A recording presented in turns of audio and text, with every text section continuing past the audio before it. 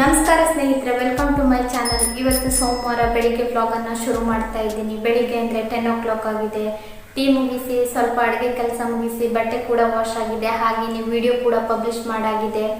ನಿನ್ನೆ ವ್ಲಾಗ್ ಹೋಗಿರಲಿಲ್ಲ, ಹಾಗಾಗಿ ನಾನು ಇವತ್ತು ವಿಡಿಯೋ ಕೂಡ ಪಬ್ಲಿಷ್ ಮಾಡಿ ಇವಾಗ ವ್ಲಾಗನ್ನು ಶುರು ಮಾಡ್ತಾ ಇದ್ದೀನಿ. ಹಸ್ಬೆಂಡ್ ಕೂಡ ಹುಷಾರಾಗಿ ಶಾಪಿಗೆ ಹೋಗಿದ್ದಾರೆ. ಇವಾಗ ನಾನು ವ್ಲಾಗನ್ನು ಶುರು ಮಾಡ್ತಾ ಇದ್ದೀನಿ. ಬಟ್ಟೆ ವಾಶ್ ಆಗಿದೆ. ಇವಾಗ ನಾನು ಬೇಗ ಅಡುಗೆ ಕೆಲಸಗಳನ್ನೆಲ್ಲ ಮಾಡ್ಕೊಳ್ಬೇಕು. ಊಟಕ್ಕೆ ನಾನು ಏನು ಮಾಡ್ತೀನೋ ಆ ರೆಸಿಪಿನೂ ಕೂಡ ನಿಮಗೆ ಶೇರ್ ಮಾಡ್ತೀನಿ. ಹಾಗೆಯೇ ಇವಾಗ ನಾನು ಬೇಗ ಅಡುಗೆ ಕೆಲಸಗಳನ್ನೆಲ್ಲ ಮುಗಿಸ್ಕೊಳ್ತೀನಿ. ಕಿಚನ್ ಎಲ್ಲ ಫುಲ್ ಹರಡ್ಕೊಂಡಿದೆ. ಇವಾಗ ಹೋಗೋಣ ಕಿಚನಿಗೆ. ಈಗ ತಾನೇ ಕಿಚನಿಗೆ ಬಂದು ಹಾಲು ಕಾಯಿಸಿ ಲಿಂಬು ಜ್ಯೂಸ್ ಕುಡ್ದಾಗಿದೆ. ಇವಾಗ ನಾನು ಬೇಗ ಚಟ್ನಿ ಪೌಡ್ರನ್ನು ತಯಾರಿಸ್ಕೊಳ್ತೀನಿ. ಆಲ್ರೆಡಿ ನಾನು ಈ ರೆಸಿಪಿನೂ ಕೂಡ ನಿಮ್ಮ ಜೊತೆ ಶೇರ್ ಮಾಡಿದ್ದೀನಿ, ಚಟ್ನಿ ಪೌಡರ್ ಹೇಗೆ ಮಾಡೋದು ಅಂತ. ನಾನು ಇವಾಗ ಮಾಡ್ತೀನಿ, ಇದನ್ನು ನಿಮ್ಮ ಜೊತೆ ಶೇರ್ ಮಾಡಲ್ಲ. ಯಾರಾದರೂ ನೋಡಿಲ್ಲ ಅಂತಂದರೆ ಹಿಂದೆ ಚಾನಲನ್ನು ಚೆಕ್ ಮಾಡಿ ನೋಡ್ಕೊಳ್ಬೋದು. ಬೇಗ ಈ ಕೊಬ್ಬರಿಗಳನ್ನೆಲ್ಲ ನಾನು ಚಿಕ್ಕ ಪೀಸ್ಗಳನ್ನಾಗಿ ಮಾಡ್ತೀನಿ. ಇಲ್ಲಾಂತಂದರೆ ಮಿಕ್ಸಿನಲ್ಲಿ ಇದು ರುಬ್ಬೋದಕ್ಕಾಗಲ್ಲ. ಹಾಗೆಯೇ ನೋಡಿ, ಇಲ್ಲಿ ಬೇವಿನೆಲೆ ಕೂಡ ವಾಶ್ ಮಾಡಿ ಇಟ್ಕೊಂಡಿದ್ದೀನಿ. ನಮ್ಮ ಮನೇಲೇ ಆಗುತ್ತೆ ಬೇವಿನೆಲೆ, ಇವಾಗಲೇ ತೆಕ್ಕೊಂಡು ಬಂದಿರೋದು ಬೇವಿನೆಲೆ ಇದು. ಇವಾಗ ನಾನು ಬೇಗ ಇದನ್ನು ಚಿಕ್ಕ ಪೀಸ್ ಆಗಿ ಮಾಡ್ತೀನಿ.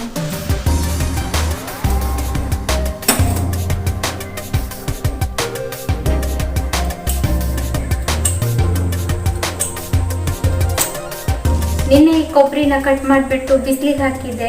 ಇವಾಗ ಸ್ವಲ್ಪ ಒಣಗಿದೆ ಅಂತ ಚಟ್ನಿ ಪೌಡರ್ ಮಾಡೋದಕ್ಕೆ ಬಂದಿದ್ದೀನಿ.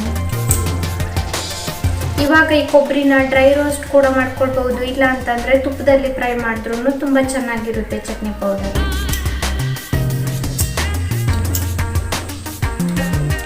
ಹಾಗೆಯೇ ನಾನು ಇವಾಗ ಬೇಗ ಇದನ್ನೆಲ್ಲ ಚಿಕ್ಕ ಪೀಸ್ಗಳನ್ನಾಗಿ ಮಾಡ್ಕೊಳ್ತೀನಿ.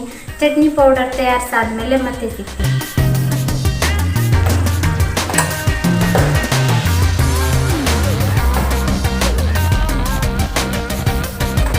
ನೋಡಿದ್ರಲ್ವ ಚಟ್ನಿ ಪೌಡರ್ ಹೇಗಾಗಿದೆ ಅಂತ. ಇದನ್ನು ರುಬ್ಬುವಾಗ ಸ್ವಲ್ಪನೂ ನೀರು ಹಾಕಬಾರ್ದು.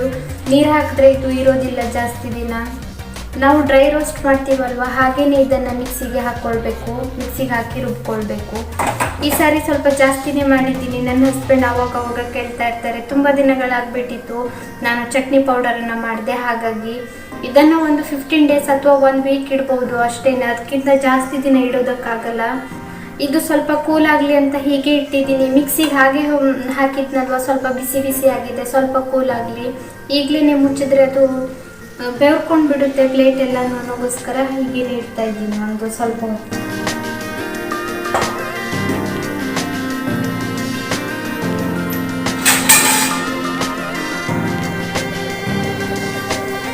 ಹಾಗೇನೆ ಇವತ್ತು ತರಕಾರಿಗಳೆಲ್ಲ ಮುಗ್ದೋಗ್ಬಿಟ್ಟಿದೆ. ಇವಾಗ ನಾನು ಬೇಗ ಬೇಳೆ ದಾಲ್ ಫ್ರೈಯನ್ನು ಮಾಡ್ತೀನಿ. ಈಸಿಯಾಗಿ ಆಗುತ್ತೆ. ಟೊಮೆಟೊ ಇದೆ, ಆನಿಯನ್ ಇದೆ, ಹಾಗೆಯೇ ತೊಗರಿಬೇಳೆ ಹಾಕಿ ಬೇಗನೆ ಮಾಡ್ಕೊಳ್ಬೋದು.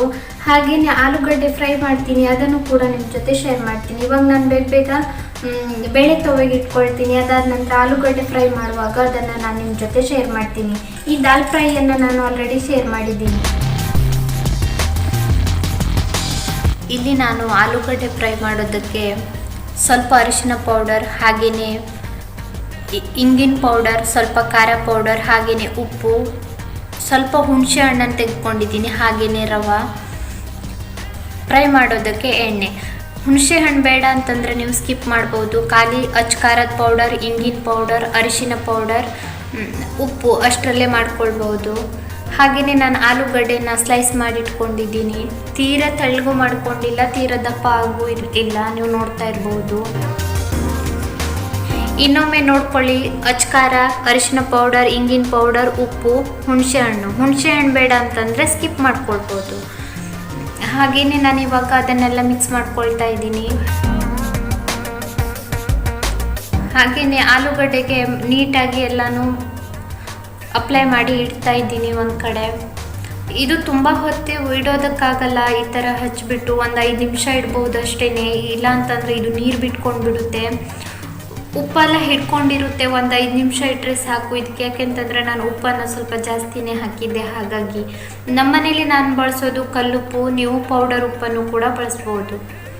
ನೀವು ಯಾವ ಉಪ್ಪನ್ನು ಬಳಸ್ತೀರೋ ಅದನ್ನೇ ಬಳಸ್ಕೊಳ್ಳಿ. ನಾನಿವಾಗ ನೀಟಾಗಿ ಇದನ್ನೆಲ್ಲ ಅಪ್ಲೈ ಮಾಡಿ ಒಂದು 5 ನಿಮಿಷ ಬಿಡ್ತಾ ಇದ್ದೀನಿ. ಅದಾದ ನಂತರ ನಾನು ಕಬ್ಬಿಣದ ತವ ಮೇಲೆ ಇದಕ್ಕೆ ರವೆ ಅದಿಸ್ಬಿಟ್ಟು ಹಾಕ್ತೀನಿ. ತುಂಬ ಟೇಸ್ಟಿಯಾಗಿರುತ್ತೆ ಇದು ತಿನ್ನೋದಕ್ಕೆ. ಊಟದ ಜೊತೆಲೂ ತಿನ್ಬೋದು, ಇಲ್ಲ ಅಂತಂದರೆ ಟೀ ಟೈಮಲ್ಲಿ ಕೂಡ ತಿನ್ಬೋದು. ನಾನಿವಾಗ ರವೆ ಜೊತೆ ಅದ್ಬಿಟ್ಟು ಹಾಕ್ತಾ ಇದ್ದೀನಿ ಕಬ್ಬಿಣದ ತವ ಮೇಲೆ. ಈವ್ನಿಂಗ್ ಸ್ನ್ಯಾಕ್ಸ್ ಆಗು ತಿನ್ಬೋದು, ತುಂಬ ಟೇಸ್ಟಿಯಾಗಿರುತ್ತೆ. ನೀವು ಕೂಡ ಒಮ್ಮೆ ಟ್ರೈ ಮಾಡಿ ನನಗೆ ಕಾಮೆಂಟಲ್ಲಿ ತಿಳಿಸಿ. ನಾನಿವತ್ತು ಮಧ್ಯಾಹ್ನ ಊಟಕ್ಕೆ ಮಾಡಿದ್ದೆ ಈ ರವಾ ಫ್ರೈಯನ್ನು, ಆಲೂಗಡ್ಡೆ ರವಾ ಫ್ರೈಯನ್ನು. ತುಂಬ ಟೇಸ್ಟಿಯಾಗಿತ್ತು.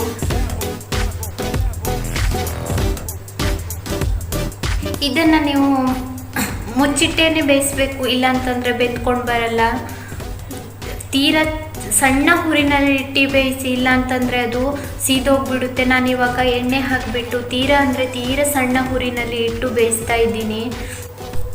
ಸಣ್ಣ ಹುರಿನಲ್ಲೇ ಬೇಯಿಸಿಲ್ಲ ಅಂತಂದರೆ ಅದು ಬೆಂದ್ಕೊಂಡು ಬರಲ್ಲ. ನಿಮಗೆ ಬೆಂದಿದೆ ಅಂತ ರೋಸ್ಟ್ ಆಗಿರುತ್ತೆ, ಆದರೆ ಅದು ಗಟ್ಟಿಯಾಗೇ ಇರುತ್ತೆ. ಅದಕ್ಕೋಸ್ಕರನೇ ನಾನು ಸಣ್ಣ ಹುರಿನಲ್ಲಿ ಬೇಯಿಸ್ಕೊಳ್ಳಿ ಅಂತ ಹೇಳಿದ್ದು.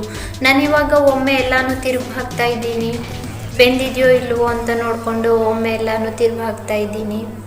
ಇದನ್ನು ಮತ್ತೆ ನಾನು ಹಾಗೇ ಮುಚ್ಚಿಟ್ಟು ಬೇಯಿಸ್ಕೊಳ್ತೀನಿ. ಆಯಿಲನ್ನು ಹಾಕಿ ಹಾಗೇ ಮುಚ್ಚಿಟ್ಟೇ ಬೇಯಿಸಿ, ಇಲ್ಲಾಂತಂದರೆ ಬೇಗ ಬೆಂದು ಬರಲ್ಲ ಅದು. ನೋಡಿ, ಇವಾಗ ಸ್ಪೂನ್ ಹಾಕ್ತಾ ಇದ್ದೀನಿ ನಾನು. ಗೊತ್ತಾಗುತ್ತೆ, ಈ ಥರ ಒಂದು ಸ್ಪೂನ್ ಸಹಾಯದಿಂದ ಇದನ್ನು ಚುಚ್ಚು ನೋಡಿ ಬೆಂದಿದೆಯೋ ಇಲ್ವೋ ಅಂತ ಗೊತ್ತಾಗುತ್ತೆ. ಹಾಗೆಯೇ ಪಕ್ಕದಲ್ಲಿ ನಾನು ತವೆ ಮಾಡೋದಕ್ಕೆ ಇಟ್ಟಿದ್ದೆ, ಬೇಳೆ ತವೆ. ಅದು ಕೂಡ ರೆಡಿ ಆಗ್ತಾ ಇದೆ ಅಲ್ಲೇನೆ. ಒಟ್ಟೊಟ್ಟಿಗೆ ಕೆಲಸ ಮಾಡಿಕೊಂಡ್ರೆ ಬೇಗ ಆಗುತ್ತೆ ಅಲ್ವಾ? ನೀವುಗಳು ಹೇಗೆ ಮಾಡ್ತೀರಾ ಅಂತ ನನಗೆ ಕಾಮೆಂಟಲ್ಲಿ ತಿಳಿಸಿ. ಒಂದೆರಡು ಸೀದೋಗ್ಬಿಟ್ಟಿತ್ತು, ಅದನ್ನು ನಾನು ಸಪ್ರೇಟಾಗಿ ತೆಗೆದಿಟ್ಕೊಂಡಿದ್ದೀನಿ.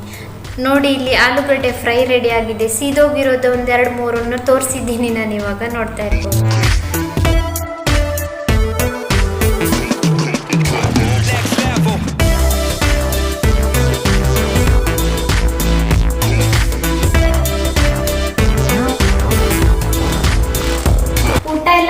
ನಾನು ಆರಾಮಾಗಿ ಕೂತಿದ್ದೀನಿ. ಗಂಟೆ ಎಷ್ಟು ಗೊತ್ತಾ? ಇವಾಗ 3 o'clock ಆಗಿದೆ. 12:30ಗೆಲ್ಲ ಬಟಾಟೆ ಫ್ರೈ ಮಾಡಿ ಮುಗ್ದಿತ್ತು. ಅದಾದ ನಂತರ ಸ್ವಲ್ಪ ಕೆಲಸಗಳಿತ್ತು, ಪಾತ್ರೆಗಳನ್ನೆಲ್ಲ ವಾಶ್ ಮಾಡೋದು, ಹಾಗೆ ಸ್ವಲ್ಪ ಕೆಲಸ ಇತ್ತು. ಅದಾದ ನಂತರ ಹಸ್ಬೆಂಡ್ ಬಂದರು, ಹಾಗೆಯೇ ಊಟ ಕೂಡ ಮುಗೀತು. ಮೊನ್ನೆ ಒಂದು ಕಾಮೆಂಟ್ ಬಂದಿತ್ತು, ಏನಂದರೆ ನಿಮ್ಮ ಹಸ್ಬೆಂಡ್ ಅಷ್ಟೊಂದು ಡಿಫ್ರೆಂಟಾ ಅಂತ ಕಾಮೆಂಟ್ ಹಾಕಿದ್ರು. ಇನ್ನೂ ವ್ಲಾಗಲ್ಲಿ ಬಂದಿಲ್ಲ ಅಂತ. ಆದಷ್ಟು ಬೇಗ ತೋರಿಸೋದಕ್ಕೆ ನಾನು ಕೂಡ ಪ್ರಯತ್ನ ಮಾಡ್ತೀನಿ. ಅವರು ಕೂಡ ನಂತರನೇ ತುಂಬ ಸಿಂಪಲ್ ಆಗಿದ್ದಾರೆ. ಆದಷ್ಟು ಬೇಗ ತೋರಿಸ್ತೀನಿ. ನಾನು ಯಾವುದಕ್ಕೂ ಬಲವಂತ ಮಾಡೋದಿಲ್ಲ.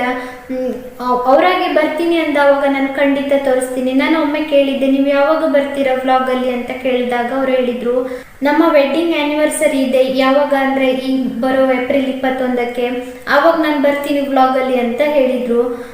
ಅದಕ್ಕೋಸ್ಕರ ನಾನು ಮತ್ತೆ ಕೇಳು ಇಲ್ಲ, ಯಾವುದು ಬಲವಂತ ಕೂಡ ಮಾಡಿಲ್ಲ. ನಾನು ಯಾರಿಗೂ ಅಷ್ಟೇ, ನನ್ನ ಫ್ಯಾಮಿಲಿಯಲ್ಲಾಗಲಿ ಎಲ್ರಿಗೂ ಅಷ್ಟೇ, ನಾನು ಯಾರ ಹತ್ರನೂ ವ್ಲಾಗಿಗೆ ಬನ್ನಿ ಅಂತ ನಾನು ಯಾವತ್ತೂ ಬಲವಂತ ಮಾಡೋದಿಲ್ಲ. ಯಾಕೆಂತಂದರೆ ಕೆಲವರಿಗೆ ಇಷ್ಟ ಇರೋದಿಲ್ಲ. ಯಾಕೆ ಸುಮ್ಮನೆ ಅವ್ರ ಮನಸ್ಸಿಗೆಲ್ಲ ನಾವು ನೋವು ಮಾಡೋದು ಅನ್ನೋಕ್ಕೋಸ್ಕರ ನಾನು ಇನ್ನೂ ಯಾರನ್ನೂ ಕರೆದಿಲ್ಲ ಅಷ್ಟೇ. ನನ್ನ ಹಸ್ಬೆಂಡನ್ನು ನಾನು ಆದಷ್ಟು ಬೇಗ ತೋರಿಸ್ತೀನಿ, ನೋಡೋಣ.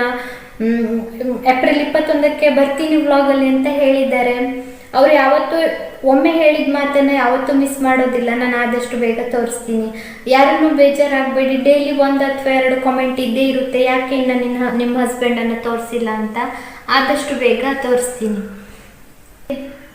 ಹಾಗೆಯೇ ಬೆಳಿಗ್ಗೆ ತಲೆ ಸ್ನಾನ ಆಗಿತ್ತು. ಅದಾದ ನಂತರ ಕ್ಲಿಪ್ ಹಾಕಿದ್ದೆ. ಅಡುಗೆ ಮಾಡುವಾಗೆಲ್ಲ ತಲೆ ಕೂದಲು ಬಿಟ್ಕೊಂಡ್ರೆ ಕೂದಲೆಲ್ಲ ಅಡುಗೆಯಲ್ಲಿ ಬೀಳುತ್ತೆ ಅನ್ನೋಕ್ಕೋಸ್ಕರ ಕ್ಲಿಪ್ ಹಾಕಿದ್ದೆ. ಇನ್ನು ಇಲ್ಲೆಲ್ಲ ತೇವ ಇದೆ ಅಂತ ಇವಾಗ ಕೂದಲ ಬಿಟ್ಕೊಂಡಿದ್ದೀನಿ. ಗಂಟೆ ಇವಾಗ 3 o'clock ಆಗಿದೆ. ಹಾಗೆಯೇ ನಾನು ಸ್ವಲ್ಪ ಹೊತ್ತು ನಿದ್ದೆ ಮಾಡಿ ಹೇಳ್ತೀನಿ. ನನಗೂ ಕೂಡ ಸ್ವಲ್ಪ ರಿಲ್ಯಾಕ್ಸ್ ಆಗುತ್ತೆ. ಹಾಗೆಯೇ ಇನ್ನು ಸಂಜೆ ಕೆಲಸ ಅಷ್ಟೇ ಬಾಕಿ ಇರೋದು. ಹಾಗೆ ನಾನು ಬೆಳಿಗ್ಗೆ ಒಂದು ವ್ಲಾಗ್ ಕೂಡ ಪಬ್ಲಿಷ್ ಮಾಡಿದ್ದೆ, ಅದಕ್ಕೆ ಕಾಮೆಂಟ್ ಸಿಗಲ್ಲ, ರಿಪ್ಲೈ ಹಾಕಬೇಕು. ಈ ವ್ಲಾಗನ್ನು ಇಲ್ಲಿಗೆ ಮುಗಿಸ್ತೀನಿ. ವಿಡಿಯೋ ಇಷ್ಟ ಆಗಿದ್ದಲ್ಲಿ ಒಂದು ಲೈಕ್ ಮಾಡೋದನ್ನು ಮರಿಬೇಡಿ. ಹೊಸಬರಾಗಿದ್ದಲ್ಲಿ ಸಬ್ಸ್ಕ್ರೈಬ್ ಮಾಡ್ಕೊಳ್ಳಿ. ನಿಮ್ಮ ಅನಿಸಿಕೆಗಳನ್ನೆಲ್ಲ ಕಾಮೆಂಟಲ್ಲಿ ತಿಳಿಸಿ. ಸಿಗೋಣ ಮುಂದಿನ ವಿಡಿಯೋದಲ್ಲಿ. ಅಲ್ಲಿವರೆಗೂ ನಿಮಗೆ ಧನ್ಯವಾದ.